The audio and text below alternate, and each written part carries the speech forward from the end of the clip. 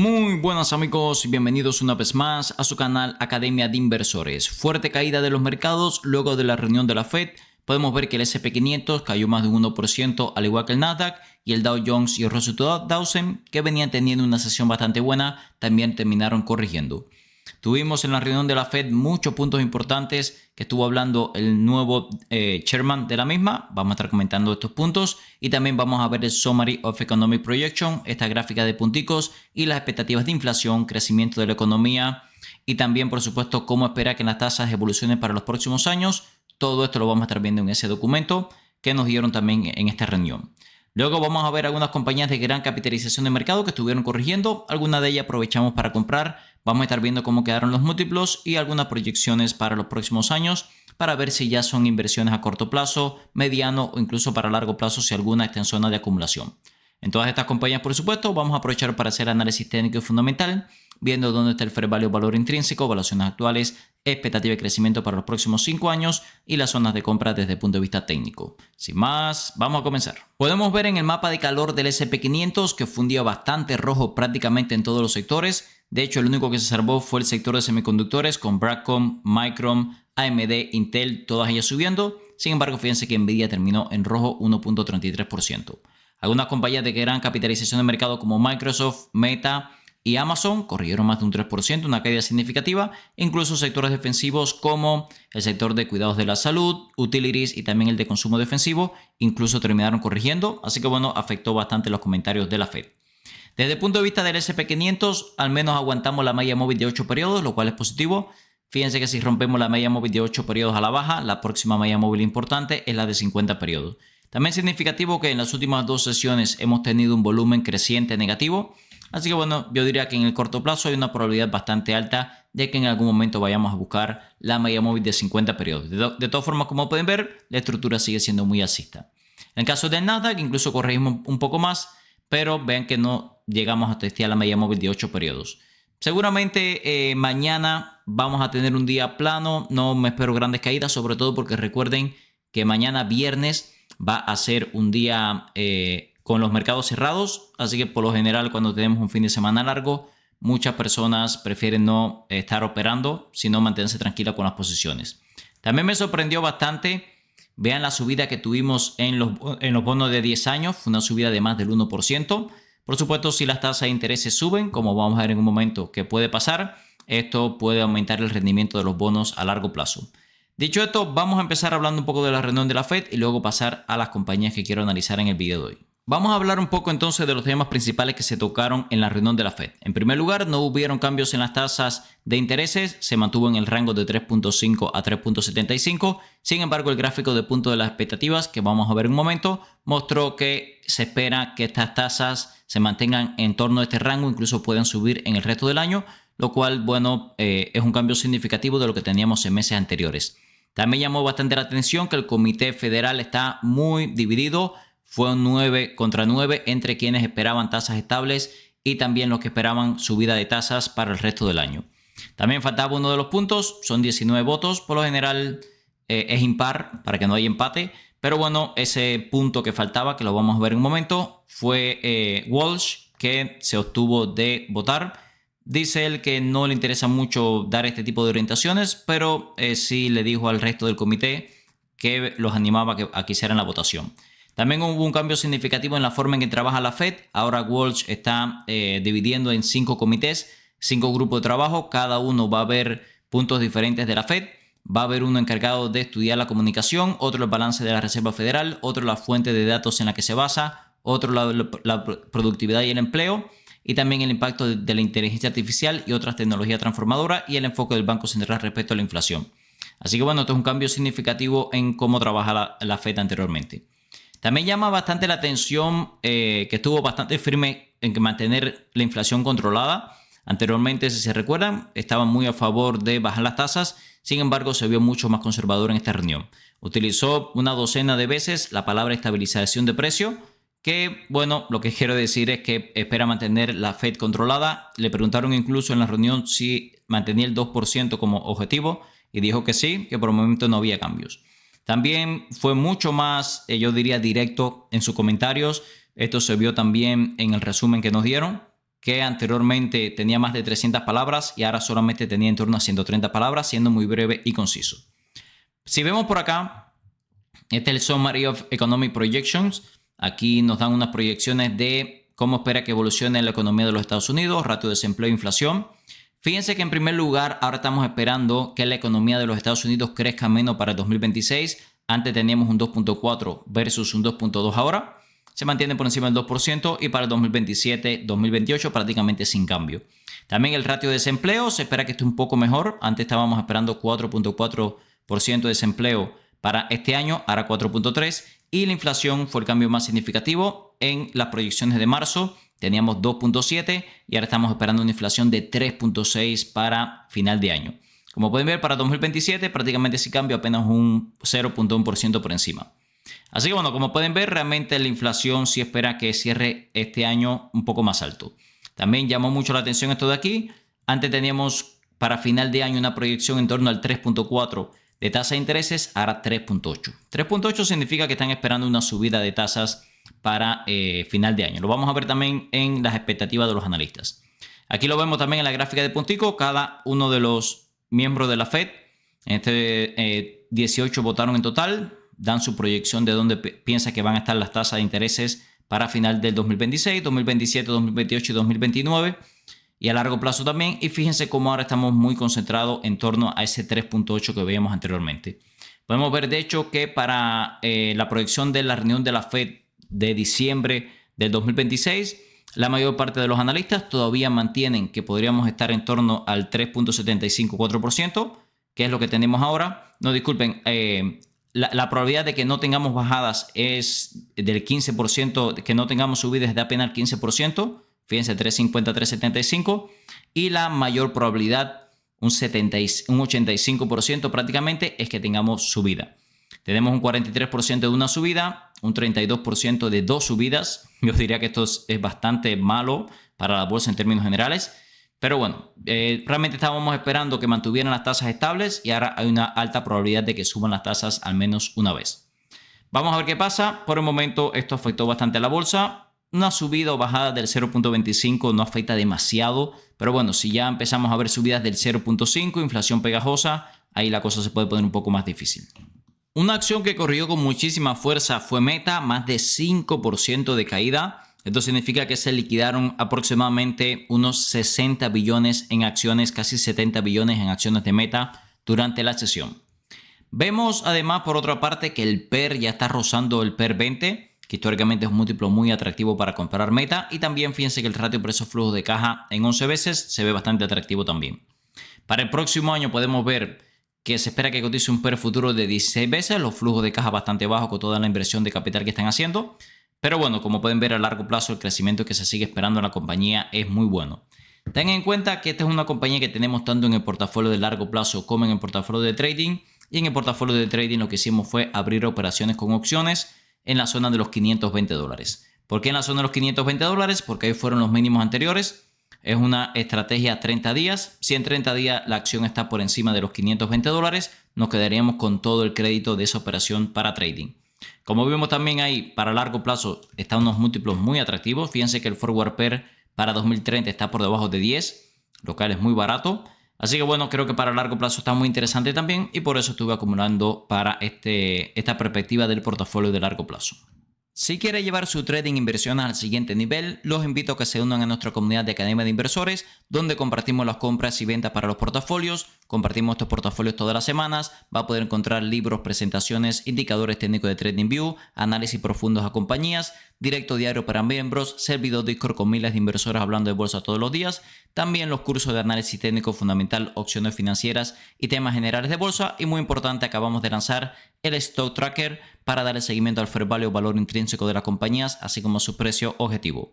Si se quiere unir, va a poder encontrar el link tanto en el comentario destacado como en la descripción de este video. Continuamos con Microsoft. Fuerte corrección también de casi el 4%, que es una caída muy significativa en una compañía de casi 3 trillones de capitalización de mercado. Podemos ver que está cotizando 22 veces beneficios, un 33% por debajo de sus promedios históricos. Y también el ratio precio-flujo de caja 16 veces, es un 60% de descuento comparado con el sector tecnológico y un 37% comparado con su múltiplo de 5 años. Al igual que Meta, la proyección para el próximo año es muy buena en cuanto a ganancias por acción. Estaremos pagando un PER de 19 veces. Y fíjense también que los flujos de caja se han visto afectados con toda la inversión en CAPEX. Pero bueno, los flujos de caja futuro que se espera que genere la compañía son impresionantes. Podemos ver por otra parte que estamos muy cerca de los mínimos anteriores que hicimos en marzo. Estamos apenas un 6% aproximadamente de esos mínimos. Así que bueno, yo diría que hay una alta probabilidad de que al menos vayamos a visitar esos precios de nuevo, ¿ok? Yo personalmente tengo operaciones de trading con opciones en la zona de 3.55-3.50, aprovechando esos mínimos anteriores. Ya saben, si llega a esos precios, podríamos comprar paquetes de acciones, podríamos rolear los contratos, convertirlo en un naked put. Bueno, tenemos muchas estrategias para proteger esos contratos. También los niveles de sobreventa ya empiezan a ser significativos. El RSI a 34 puntos y también el MACD entrando en sobreventa. Así que bueno, yo diría que si llega a la zona de 3.50, 3.55, ahí también es una muy buena zona para operarla con acciones, ya sea para trading o largo plazo. Continuamos con las acciones de Amazon, muy cerca de una zona de compra que vamos a comentar en un momento. Vean que Amazon también corrigió más de un 3%, una caída significativa de nuevo, teniendo en cuenta que es un negocio de 2.55 trillones de capitalización de mercado. Hay algunos múltiplos, yo diría que se ven no tan caros. Fíjense que el ratio precio-ganancias a 28 veces está incluso un poco por debajo del sector. Y también el ratio precio-flujo de caja 17 veces no se ve tan caro comparado con el sector y sus promedios históricos. Tampoco que esté regalada, son múltiplos altos, pero bueno, ten en cuenta que los múltiplos de crecimiento también de Amazon son una locura.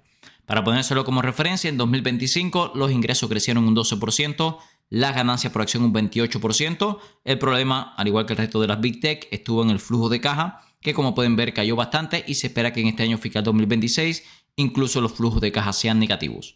Si les soy sincero, no me extrañaría que a pesar de lo que esperan los analistas, 2027 vuelva a ser otro año con flujo de caja negativo. Vean que para el próximo año también se espera crecimiento de doble dígito en ingresos, ganancias y flujo de caja, y el forward espera 24 veces.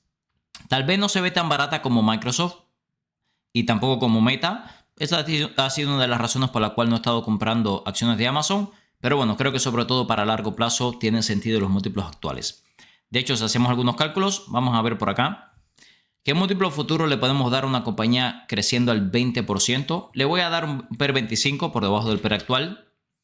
Y vean que el retorno sobre capital invertido a 5 años es del 14% anualizado, que bueno, es ampliamente por encima de la media de retorno que da la bolsa. Por eso lo comentaba, no creo que sea una locura estar acumulando Amazon, sobre todo para largo plazo, a estos precios.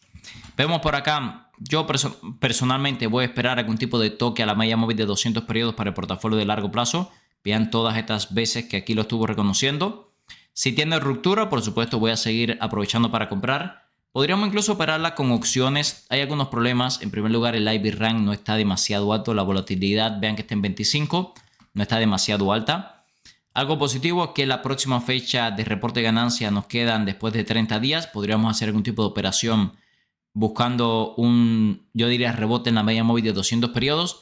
Le voy a poner un ejemplo. Podríamos hacer un naked put en la zona de $220.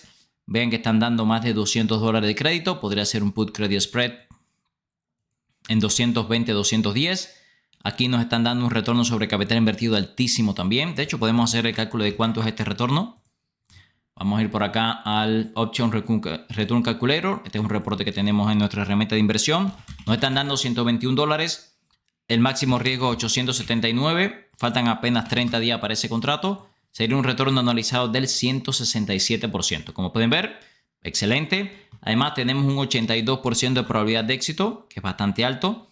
El único pero que le pondría a la operación es que si se fijan, las correcciones que hemos tenido anteriormente nos han llevado mucho más cerca de esta línea tendencial. Y bueno, no me extrañaría que en los próximos meses o semanas volvamos a caer a la zona de los $200, ¿ok?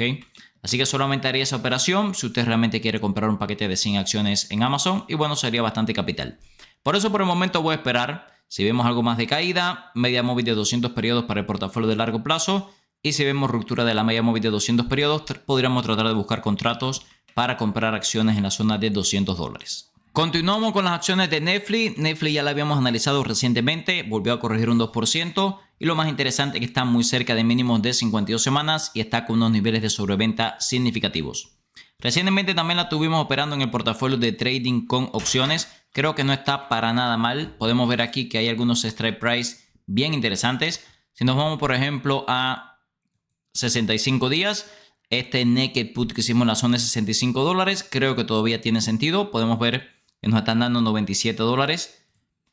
Que bueno, teniendo en cuenta que tiene una probabilidad de éxito del 85%, no está nada mal. Sí es verdad que cuando yo hice la operación, podemos ver aquí en Activities que nos dieron $90, estaban dando un poco más de crédito. Y recuerden, para las personas que abrieron esa operación, que defender los naked put es muy sencillo. Usted puede dejar que le asignen las acciones si cae por debajo del strike price. En este caso lo tenemos en $65. Si no quiere que le asignen las acciones, clic derecho, rolear la fecha de expiración y lo cambia para más adelante. Por ejemplo, si cambiamos la fecha de expiración para septiembre, nos estarían dando $35 extra de crédito. Viendo por acá la tendencia, yo diría que hay una probabilidad bastante alta de que caigamos por lo menos a la zona de $75. Ahí vamos a tener el primer soporte importante. Ya está sobrevendida la acción. El MACD está muy sobrevendido, por cierto. Así que bueno, yo diría que es inminente que tengamos un rebote en la acción. Y vean qué interesante esta zona técnica que tenemos un poquito más debajo, que es la media móvil de 200 periodos semanal, que está en la zona de los $70 aproximadamente. Sinceramente, si cae a la zona de los $70, ahí sí voy a estar entrando incluso con acciones, porque si se fijan, la única vez, por lo menos en los últimos 10 años, que tuvimos ruptura de esta media móvil fue en la gran corrección del 2022-2023, donde bueno, la acción sí estaba extremadamente barata. Vamos a hablar a continuación de 3 compañías que cayeron con fuerza. No son tan grandes como las que hemos analizado hasta ahora, pero sí me parecen negocios bien interesantes. La primera que les traigo, Intercontinental Exchange. Esta es una compañía de mercados financieros. Ellos son los reguladores de 13 de las principales bolsas reguladas del mundo. De hecho, el New York Stock Exchange es manejado por ellos, así que imagínense la importancia de esta compañía. 76 billones de capitalización de mercado, 46% ya por debajo de su fair value valor intrínseco. Cotiza menos de 20 veces beneficios, que esto es un descuento significativo con sus promedios históricos, aunque sí es verdad que sigue un poquito por encima del sector. Hay que decir que esta compañía venía muy alcista de largo plazo, lo vamos a ver un poco más adelante en la gráfica, pero bueno, ha corregido bastante ya desde máximos históricos. Podemos ver que las estimaciones de crecimiento son muy buenas, se espera que la compañía siga creciendo las ganancias y el flujo de caja a doble dígito para los próximos años. Así que bueno, es una compañía, yo diría, muy sólida y reconocida. Sí es verdad que este 2026 los ingresos se espera que caigan significativamente, pero ya se espera recuperación para el 2027. Y vean lo que le comento. Vean toda la corrección que hemos tenido desde los casi $200, ya estamos por 134. De hecho, desde los máximos hasta los mínimos recientes, ya hemos visto una corrección de casi el 30% cuando vimos que realmente la bolsa sigue muy cerca de máximos históricos. Si vemos los ratios de la compañía, desde aproximadamente el 2022-2023 no la veíamos tan barato, ¿ok? ¿Podríamos corregir más? Creo que sí. Fíjense que tuvimos zonas por debajo de 17-18 veces beneficios. Vemos que tenemos una zona de un ratio precio-flujo de caja en torno a 14-15 veces que alcanzamos durante el 2020 y el 2022. Esta parece la zona de compra principal. Pero bueno, si quiere empezar a acumular, a mí sinceramente me parece muy interesante. No sería una inversión a corto plazo, tenemos una tendencia muy bajista. Sin embargo, para un mediano o largo plazo sí creo que está muy interesante. Además, tengan en cuenta que ya la compañía está por debajo de la media móvil de 200 periodos semanal. Y fíjense lo que pasó las veces anteriores que tuvimos una ruptura de esta zona. Finalmente la compañía rebotó y dio unos retornos extraordinarios. Así que chequeé los números de la compañía, me parece que esta es una de las más interesantes de este sector. Si estás buscando un broker confiable para operar desde Europa y Latinoamérica, mi recomendación es XTB. XTB está regulado en más de 11 países, te permite operar libre de comisiones por hasta $100,000 al mes, permite comprar acciones ETF, además de crear planes de inversión personalizados. Esta última funcionalidad me gusta especialmente ya que permite invertir en los principales índices del mundo con bajo riesgo y para obtener una alta rentabilidad. También te asignarán un agente para que te ayude a alcanzar tus objetivos financieros. Usa el link en la descripción de este video para obtener hasta $200 como beneficio de bienvenida, dependiendo del monto de tu primer depósito. Ahora el dinero trabaja por Zlatan. Y no es Zlatan por el dinero. Continuamos con una acción que me preguntaron muchísimo en el día de ayer, la cual es Boston Scientific. Esta es una compañía del sector de dispositivos médicos. Vemos acá Medical Devices, que es un sector que ha estado totalmente destruido durante los últimos meses. La última vez que había analizado a Boston Scientific estaba bastante cara. Sin embargo, con todas las caídas que ha tenido, realmente me impresionaron los números que tiene la compañía. En primer lugar, ya está por debajo del fair value valor intrínseco. Es un negocio bastante grande, 66 billones de capitalización de mercado. Los múltiplos ya están muy por debajo de los múltiplos históricos. Vean que el ratio precio-ganancia está a 18 veces cuando históricamente cotizaba a 65. El ratio precio-flujo de caja a 15 veces cuando en los últimos 5 años ha cotizado a 35. Así que también comparado con el sector y sus promedios históricos, realmente la compañía está bastante barata. Además, se espera crecimiento de doble dígito en ganancias por acción para los próximos 5 años, los flujos de caja creciendo casi al 10%, los ingresos se han mantenido creciendo muy sólidamente. Fíjense que el año pasado los ingresos crecieron un casi 20%. Así que bueno, es verdad que la compañía estaba muy cara, entiendo que haya corregido, pero la realidad también es que ahora se ve mucho más interesante. De hecho, vean por acá que hay algunos múltiplos como el ratio precio-ventas que está en mínimo del 2017 y el ratio precio-flujo de caja en mínimo de 10 años. Yo diría que perfectamente podemos decir que estamos pagando los múltiplos más atractivos de toda la historia en Boston Scientific. Vean por acá, al igual que ICE, la que vimos anteriormente, está con una tendencia extremadamente bajista de corto plazo. Estar haciendo compras aquí para trading me parece una locura. Vean que incluso rompió esta línea tendencial que tengo marcada en azul, que había respetado bastante bien arrancando en los mínimos del 2020. Así que la realidad es que tradearla con esta tendencia me parece muy arriesgado. Ha roto con claridad la media móvil de 200 periodos semanal. Incluso si nos vamos a las medias móviles mensuales, vean que tuvimos ruptura de la de 50 periodos. Y bueno, yo diría que la única media móvil que nos queda importante es la de 200 periodos mensual. Que la única vez que lo ha roto, vean que fue durante la gran corrección del 2008-2009. Así que bueno, me parece que está muy interesante. Si la quieres revisar, solamente sería como una inversión a largo plazo. Porque ya le digo, con esta tendencia me parece muy arriesgado estarla comprando para más corto plazo. Otra compañía que me estuvieron preguntando en la sesión de ayer y que me pareció muy interesante es Cboe Global Markets. Ellos operan la mayor bolsa de opciones del mundo, que es el Chicago Option Stocks Exchange. Aquí se originaron las opciones financieras. Además, ellos operan el VIX, que es el índice de volatilidad muy popular.